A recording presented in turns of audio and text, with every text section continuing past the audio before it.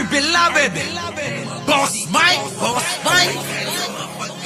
Cervera.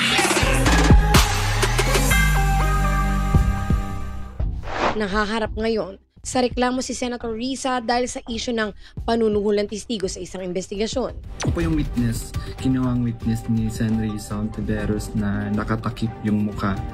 Pero ngayon, hindi na sapagkat nagsasabi na ako ng totoo. Binayaran po ako ni Sen. Risa Ontiveros para mag-testify laban kay PRRD, VP Sara at kay Pastor Apollo C. Kibuloy. Ako po yung kinuhang witness ni Senator Risa Ontiveros na nakatakip ang mukha pero ngayon hindi na sapagkat nagsasabi na ako ng totoo. Binayaran po ako ni Senator Risa Ontiveros laban kay PRRD, VP Sara at Pastor Apollo Kibuloy. Ayon kay Michael alias Rene Maurilio, sinasabing witness na binayaran ni Ontiveros.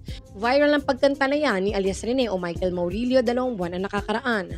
Pero bago ito umamin, siniraan ito sa isang pagdinig sa Senado si Pastor Apollo Kibuloy at itinamay pa si dating Pangulong Rodrigo Roa Duterte at VP Sara Duterte. Dahil dito nagsampa ng reklamo sa Senate Ethics Committee sina attorneys Ferdinand Topacio, Jing Paras at Manny Luna. Batayan na reklamo ang umano'y panunuhol ni Ontiveros ayon sa testimonya ni alias Rene. Ito si alias Rene nagsabi siya na binayaran daw siya ng 1 million ni Senator Risa Ontiveros through her underlings to testify. Before that, nag-testify siya kasi he was asked to testify with some consideration.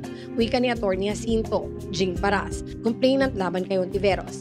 It's in Article 16, Section 16, Paragraph. Iyon po ang ating basihan sa aming ethics complaint sa ni Attorney Manuel Luna. Complainant laban kay Ontiveros. Ayon sa Constitution, may kapangyarihan ng Senado na disiplinahin ang kanilang miyembro.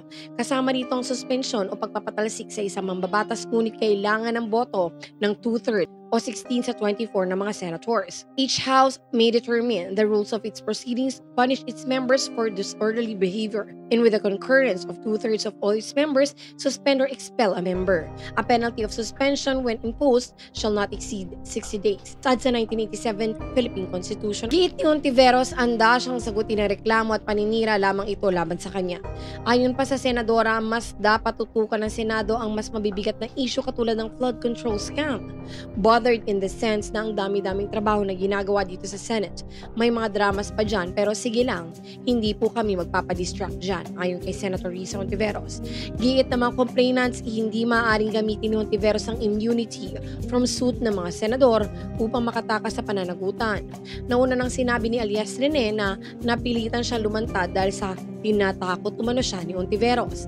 Ang atin naman, hindi naman kami conclusive pero dapat may venue for which senators should be answerable for their offenses. Ang sabi ng ating salikang batas, dapat ang Senado lang ang makadisiplina sa kanilang sariling miyembro. Lahat ng sinabi ko at mga kasama ko doon na nag-witness sa Senado ay ginawa lamang ni Senator Risa para pabagsakin si Pastor at ang buong kingdom at kunin ang kanilang ari-arian.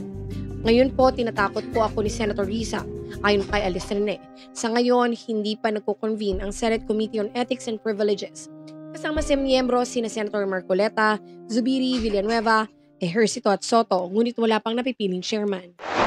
Sa ngalan po ni Boss Mike Cervera, ito po si Auntie Mama ng Rizal, also known as Anino TV, na nagsasabing mahalin po natin ang ating kapwa, ipagdasal po natin lagi ang ating bansa. Magandang umaga, magandang hapon at magandang gabi. Saan man dako ng mundo naroon kayo at syempre, magandang buhay na rin para sa ating lahat. Maraming salamat po. Our beloved Boss Mike